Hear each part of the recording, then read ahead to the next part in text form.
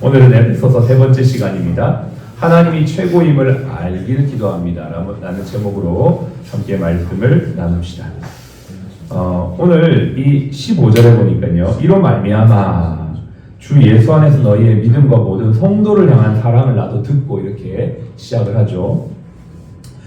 우리가 이제 이 에베소서를 보면 항상 연동해서 생각해야 될 것은 사도행전의 배경입니다. 사도행전에서 에베소 교회가 어떻게 세워졌는지를 생각하면서 이 에베소서를 봐야 되고, 또 더 나아가서는 안타깝지만 계시록에 에베소 교회를 향한 주님의 말씀을 생각하면서 또 봐야 됩니다. 7개 교회를 향한 주님의 말씀이 있었죠. 근데 첫 번째 말씀이 에베소 교회를 향한 말씀이었는데, 주님이 그들을 칭찬하시면서도 책망하셨던 게 첫사랑을 잃어버린 거예요. 그러니까 이제 이 말씀의 전체적인 흐름을 보면서도 우리가 우리에게 적용해야 될 것들이 분명히 있을 겁니다. 이 하나님께서 우리에게 칭찬하시는 것도 있고 우리가 또 조심해야 될 것들이 분명히 있을 텐데, 그런 흐름을 우리가 생각하면서 이 에베소서에서 바울이 에베소 교회 성도들을 정말 수고와 애씀으로 이렇게 양육했던 것을 사도행전 20장에 잘 나와 있는 것을 알 수가 있죠. 20장 20절에 보니까 사도행전 20장 20절에 유익한 것은 무엇이든지 공중 앞에서나 집에서나 꺼리낌 없이 여러분들에게 전했다, 이렇게 고백을 하고 있고, 또 27절에도 꺼리지 않고, 이 말은 주저하지 않고 하나님의 뜻을 각 사람에게 전했다. 또 31절에는 늘 내가 깨어서 3년 동안이나 여러분들에게 하나님의 말씀으로 양육하고 훈계했다, 이렇게 말씀을 하고 있는 걸 보면 정말 이 바울이 에베소 교회를 향해 온 마음을 쏟아 양육했다는 것을 알 수가 있어요. 그렇게 사역한 에베소 교회 성도들이 오늘 믿음과 사랑으로 세워졌다라는 소식을 들었다라고 15절에 나와 있는 거예요. 오늘 너희가 믿음과 성도를 향한 사랑 안에 세워졌음을 내가 듣고 기도하면서 어떠한 마음으로 기도하냐면 감사하기를 그치지 아니하고 이렇게 기도하고 있는 것이죠. 성도들이 하나님의 사랑 가운데 거하고 믿음으로 세워져 가는 것을 기뻐한다라고 이렇게 고백하는 이 고백은 우리에게도 신앙을 어떻게 세워가야 될지에 대한 방향을 알려줍니다. 어떻게 세워가야 합니까? 예수 믿고 서로 사랑하는 것으로 끝나는 것이 아니라 하나님의 사랑 안에서 믿음 안에서 자꾸 자라는 것을 우리가 기억해야 된다. 우리도 그렇게 자라가야 된다라는 것을 우리에게 알려주는 것이에요. 어저께 라운딩을 하면서 입원하신 분을 만나서 기도해 줬는데, 그분은 처음 만나면 우리가 이제 어떻게 오셨나요? 또 여러 가지 이제 심상 정보를 확인하는데 이런 얘기를 해요. 교회에서 권사를 줘서 권사를 받았어요. 이렇게 얘기하는 거예요. 그래서 그런가 보다 하고 일단은 한번 넘어갔어요. 그래서 자녀 얘기를 하는데 우리 자녀는 직장 생활하다가 갑자기 잘 다니는 직장 그만두고 목사한다 그래서 목사해요. 또 이렇게 얘기하는 거예요. 조금 얘기 듣는데 씁쓸했습니다. 권사를 줘서 해요. 그 다음에 잘 나가던 직장 다니다가 그만두고 목사해요. 이렇게 얘기를 하는데, 아니 권사 직분이 그렇게 가벼운 것인가? 아니 그 목사직이 얼마나 영광스러운 건데 그렇게 얘기하시나, 이런 생각이 드는 겁니다. 물론 대다수의 성도님들은 그렇게 생각하지 않겠지만, 혹시라도 우리 성도들이 자신이 받은 직분의 또 은혜의 무게값을 잘 모르는 건 아닌가라는 생각에 약간 씁쓸함도 안타까움도 있었어요. 그러면서 저를 돌아보게 됐습니다. 사람들이 나를 볼 때 어떻게 볼까? 사람들이 집사인 나를 볼 때, 장로인 나를 볼 때, 권사인 나를 볼 때 이렇게 생각할까? 목사인 나를 볼 때 저 목사하기 참 힘들 텐데 아이고 이렇게 생각할까? 제 스스로 돌아보면서 내가 목사인 것이 나 스스로도 감사할 뿐만 아니라 주변 사람들에게도 정말 참 행복해 보인다, 기뻐 보인다라고 생각이 될 때 하나님께 영광이 되지 않겠습니까?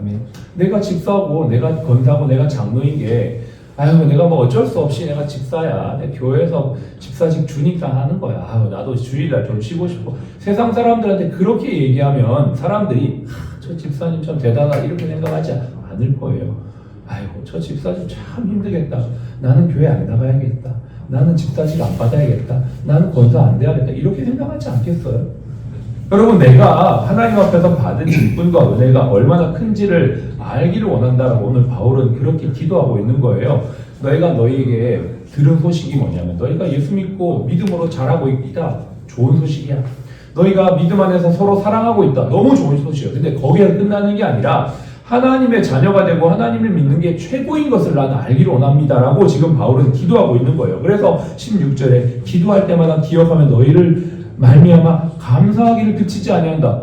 바울은 왜 감사할까요? 자신의 일도 아니고 자신에게 뭔가 일어난 것도 아닌 에베소 성도들이 믿음과 사랑으로 자라간다는 것이 너무나 기뻐서 그걸 생각할 때마다 감사하다는 건 아마 바울도 자신이 하나님의 자녀로 부름받아 구원받은 이 영광의 크기가 얼마나 큰지를 알았고 뿐만 아니라 에베소 성도들도 그렇게 성장하고 있다는 그 소식을 알기 때문에 그의 마음에는 감사가 넘쳤던 것 아니겠습니까? 에베소서를 참 보면서요, 묵상할 때마다 너무나 이게 깊어가지고 정말 안타까운 마음은 짧은 시간에 이 말씀을 나눈다는 게 참 안타깝다는 생각이 들어요. 그래서 그냥 계획된 대로 예정대로 제가 스케줄은 짰지만 2월달 안에 다 해야겠다는 생각했지만 하다 보니까 나눌 게 너무 많아서 그냥 자유하게 됐습니다. 2월 안에 하지 않아도 되겠다. 그냥 충분히 하자. 그래서 우리가 다시 1장 3절로 가는데요. 바울이 이 1장 3절에 어떻게 시작합니까? 찬송하리로다로 시작해요. 찬송하리로다. 여러분이 찬송하리로다 3절을 읽을 때 어떤 느낌이세요? 그냥 글자처럼 읽어가세요? 그렇지 않을 거예요. 바울의 이 고백은 1장 1절 2절에 보면 서두가 나오죠. 그리스도 예수 안에 있는 모든 성도들에 대한 그 소식과 평강과 은혜가 있기를 원합니다라고 하는 인사말과 함께 바로 나오는 단어는 찬송하리로다 이렇게 나와요. 그러니까 3절은 찬송하리로다 주 하나님 이렇게가 아니고 찬송하리로다 이렇게 시작되는 거죠. 느낌이. 무엇을 찬송합니까? 무엇을 찬양합니까? 무엇을 지금 노래하고 있습니까? 3절에 보니까 하나님 곧 우리 주 예수 그리스도의 아버지께서 그리스도 안에서 하늘에 속한 모든 신령한 복을 우리에게 주셨다는 것을 찬송하는 것 아니겠습니까?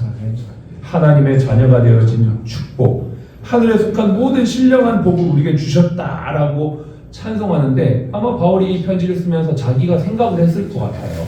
묵상을 했을 것 같아요. 내가 우리 에베소 성도들에게 어떠한 내용으로 처음 했을까?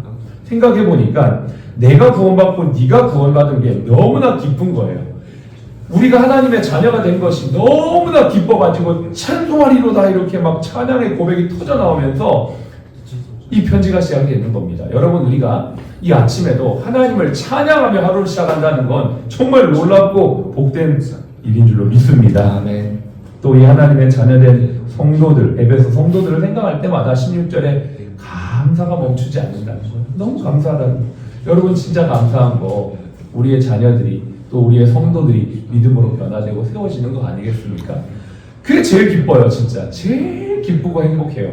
우리 병원에 있는 직원 중에 예수 안 믿는 직원이 예수 믿었다는 소식을 들을 때 진짜 기쁘고, 환자들 중에 예수 안 믿는 분이 예수 믿었다는 소식이 진짜 기쁘고 감사한 것이에요.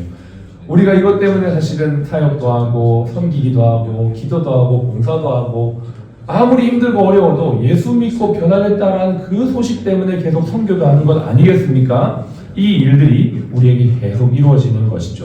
여러분은 무엇이 찬양이고 무엇이 감사합니까? 여러분의 기쁨과 자존감의 시작은 어디서부터 옵니까? 하나님이 우리를 구원하시는 것, 그리고 우리에게 거룩한 직분을 주셔서 그것을 감당하게 하신 것이 얼마나 기쁜 일인지 생각해보면 우리는 이 하나님의 이 영광스러운 일 앞에 세상에서 인정받지 못하고 또 대접받지 못하고 또 유명해지지 않아도 우리는 이 사실, 하나님이 나를 택하셔서 당신의 자녀가 되게 하시고 일꾼 되었다는 것으로 평생 찬양하고 감사해야 될 제목이 되는 줄로 믿습니다. 그래서 이 17절에 보면 뒤에 기도하는 내용이 나와요. 우리가 어제 잠깐 17절을 했지만 너희에게 지혜와 계시의 영이 임해서 하나님을 알게 되기를 원한다. 이렇게 17절을 시작을 하면서 그 알게 되는 세 가지가 18절부터 나옵니다. 18절에 보십시오. 첫 번째는 너희 마음의 눈을 밝히사 그의 부르심의 소망이 무엇이며 라고 이렇게 돼 있죠. 이 부르심의 소망이라는 말 자체가 좀 애매하고 어렵습니다. 근데 표준세 번역은 이렇게 번역해요. 여러분의 마음의 눈을 밝혀주셔서 하나님이 여러분을 부르셔서 여러분에게 주신 소망이 무엇인지 알기를 원합니다. 여러분을 부르셔서 부르신 하나님의 그 하나님의 소망, 그러니까 성도에게 주신 소망이 무엇인지를 알기를 원한다. 이것을 여러분 좀 더 구체적으로 찾아보면 로마서에 보면 5장 1절로 5절에 나와 있어요. 좀 가볼게요. 로마서로 가봅시다. 5장, 로마서 5장으로 가보겠습니다. 여러분 이걸 직접 보시는 것이 가장 정확하게 이해가 될 겁니다. 성도에게 주신 소망이 로마서 5장 1절로 5절에 있는데요. 제가 읽겠습니다. 그러므로 우리가 믿음으로 의롭다 하심을 받았으니 우리 주 예수 그리스도로 말미암아 하나님과 화평을 누리자. 또한 그로 말미암아 우리가 믿음으로 서 있는 이 은혜에 들어감을 얻었으며 하나님의 영광을 바라고 즐거워하느니라. 다만 이뿐 아니라 우리가 환난 중에도 즐거워하나니 이는 환난은 인내를, 인내는 연단은 소망을 이루는 줄 알미로다. 5절 같이 읽겠습니다. 소망이 우리를 부끄럽게 하지 아니하면 우리에게 주신 성령으로 말미암아 하나님의 사랑이 우리 마음에 부어가 되니. 하나님의 사랑이 우리 마음에 부어지는 것, 그것이 우리의 소망이 되는 것이죠. 되게 좀 모호할 수 있는데요. 그럼 하나님의 사랑은 무엇인가? 뒤에 보면 5장 7절 의인을 위하여 죽는 자가 쉽지 않고 선인을 위하여 은감히 죽는 자가 혹 있거니와 아직 우리가 죄인 되었을 때 그리스도께서 우리를 위하여 죽으심으로 하나님께서 우리에 대한 자기 사랑을 확증하셨어요. 그러니까 여기에 보이는 하나님의 사랑은 죄인된 우리를 향한 변함없는 하나님의 사랑이 우리에게 소망이라는 거예요. 여러분 우리는 또 넘어지고 또 넘어져요. 또 실수하고 부족해요. 그런데 그걸 다른 사람한테 적용하기 전에 나한테 한번 적용해 보십시오. 우리는 하나님 안에서 신앙생활 하면서도 늘 소망이 없고 때론 넘어질 때가 있지만 우리에게 진짜 소망은 뭐냐면 하나님이 우리를 죄인된 우리를 끝까지 사랑하시는 그 사랑이 우리에겐 진짜 소망이고 그 소망이 우리에게 부어질 때 우리는 날마다 기쁨으로 이 세상을 살아갈 수 있다는 것입니다. 그것을 성령이 깨닫게 하여 주시기를 원합니다. 라고 지금 바울이 기도하는 거예요. 여러분 기도하면 하나님께서 이 사랑을 우리에게 부어주셔요. 그래서 이 사랑이 있으니까 이 사랑이 날마다 플러스 되니까 연단과 또 환난 중에서도 인내하면서 그 인내 안에 소망을 이루어갈 수 있는 능력이 부어지는 거죠. 결국 하나님의 사랑이 우리의 소망입니다. 하나님의 사랑이 우리를 오늘도 넘어지지 않고 끝까지 바라보며 이길 수 있게 하십니다. 그 하나님의 사랑은 죄인된 우리에게 오늘도 포기하지 않는 사랑으로 다가오셔서 내가 너와 함께한다라고 말씀해 주는 거예요. 환자들에게 우리에게 무슨 소망을 줄 수 있을까요? 이 하나님의 사랑을 전해줄 때만 가능합니다. 연약하고 부족하고 절망 가운데 있는 사람들에게 전해줄 수 있는 소망은 바로 이 하나님의 사랑입니다. 죄인을 사랑하시되 끝까지 사랑하시는 사랑. 여러분을 저를 사랑하시는 이 주님의 사랑이 우리의 소망이 되는 것이죠.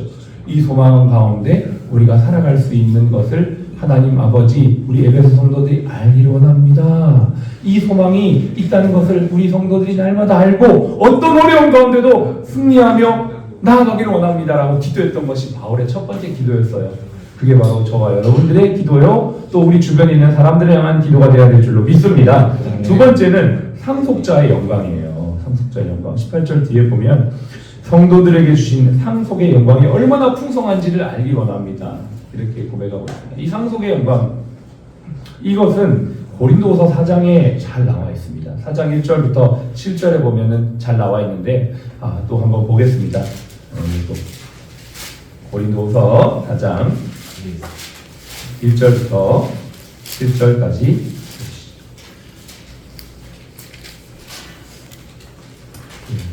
상속자의 영광에 대해서 1절부터 7절까지 쭉 나와 있는데요. 7절을 같이 읽겠습니다. 여러분 나중에 한번 보시면 좋겠고요. 7절 우리가 이 보배를 질그릇에 가졌으니 이는 심히 큰 능력은 하나님께 있고 우리에게 있지 아니함을 알게 하려 함이라 라고 되어 있어요. 우리가 이 보배는 예수 그리스도를 말하거든요. 여기 보면 하나님의 영광에 대해서 구체적으로 나오는데 4절에 보면 하나님의 영광은 그리스도라고 되어 있어요. 그리스도. 우리가 하나님의 영광을 모호하게 생각하지만 성경은 그렇지 않습니다. 하나님의 영광은 나중에 죽어서 천국 가서 보는 그 반짝반짝하는 영광도 영광이지만 이 땅에 하나님이신 예수님이 이 땅에 오심으로 말미암아 하나님의 영광이 눈으로 팍 보여졌다는 거예요. 그 예수 그리스도가 하나님의 영광이고 그 예수 그리스도가 질그릇 같은 우리에게 오셨다는 거예요. 예수가 우리에게 오셔서 질그릇 가운데 우리에게 오셔서 그분이 영원히 나와 함께 하시고 영원한 천국으로 나를 인도하시는데 그 우리는 상속자가 된 거죠. 그릇이. 우리는 질그릇인데 그 그릇 안에 예수님이 오셔서 우리는 이제는 하나님의 자녀가 되어지고 하나님의 영원한 그 영광의 상속을 받게 될 사람이 된 거예요. 이게 상속자의 영광을 말하고 있는 겁니다. 마치 아름다운 꽃을, 향기 나는 꽃을 포장지에 쌌을 때 그 꽃 향기가 포장지에 묻어 있는 것처럼 그 포장지는 꽃을 싸는 포장지일 뿐이지만 그 꽃을 쌌음으로 말미암아 그 포장지에 향기가 묻어나듯이 그 예수 그리스도의 보배가 우리 안에 오심으로 말미암아 우리에게 그 놀라우신 영광의 은혜가 넘쳐난다는 겁니다. 여러분은 여러분 안에 예수 그리스도가 있다는 걸 잊지 마시기 바랍니다. 네. 오늘도 질그릇 같은 내 인생에 예수님 오셨다는 것이 얼마나 영광스러운 건지 그 영광 가운데 오늘도 내가 걷는 자리에서 내가 만나는 사람에게 예수님의 향기가 나타난다는 걸 기억하시면서 주님 우리 병원에 이 소망과 이 영광이 가득하게 하여 주십시오. 아멘. 이것이 우리의 기도의 제목이 되어지고 우리의 성도 믿음의 지체들이 되어져서 정말 모든 자들에게 이 향기가 증거되고 만나는 자들에게 소망을 전해주고 영광을 전해주는 저와 여러분들의 하루가 되시기를 우리 사랑플러스 병원이 되기를 주의 이름으로 축복합니다. 아멘. 기도하겠습니다. 하나님 감사를 드립니다. 성령으로 말미암아 이 소망이 우리 모두에게 부어지게 하여 주시옵소서. 아멘. 주님 죄인을 사랑하실 때 끝까지 사랑하시는 주님의 사랑이 하나님의 사랑이 성령으로 부어짐으로 우리는 오늘도 소망을 가질 수가 있습니다. 주님 이 땅에 오신 예수 그리스도의 영광을 그 보배를 질그릇 같은 우리 인생에 허락하여 주셨으니 이 상속자의 영광으로 오늘도 힘차게 나아가는 저희가 되게 하여 주시옵소서. 아멘. 예수 그리스도의 생명의 소망과 영광의 빛을 사랑플러스 병원이 오는 모든 직원들과 환자들에게 증거할 수 있도록 은혜 위에 은혜를 베풀어 주시옵소서. 아멘. 바울의 기도가 우리의 기도임을 고백하며 지금 우리의 생명이요 부활하신 예수 그리스도의 은혜와 아버지 하나님의 극진하신 사랑하심과 성령님의 내주를 통해 충만 인도하심이 오늘 주님의 소망과 영광을 가지고 힘차게 이 하루 승리하기 원하는 우리 모든 사랑플러스 가족 머리 위에 환우들을 위해 지금부터 영원토록 함께 하시기를 예수님의 이름으로 축복하며 기도합니다. 아멘.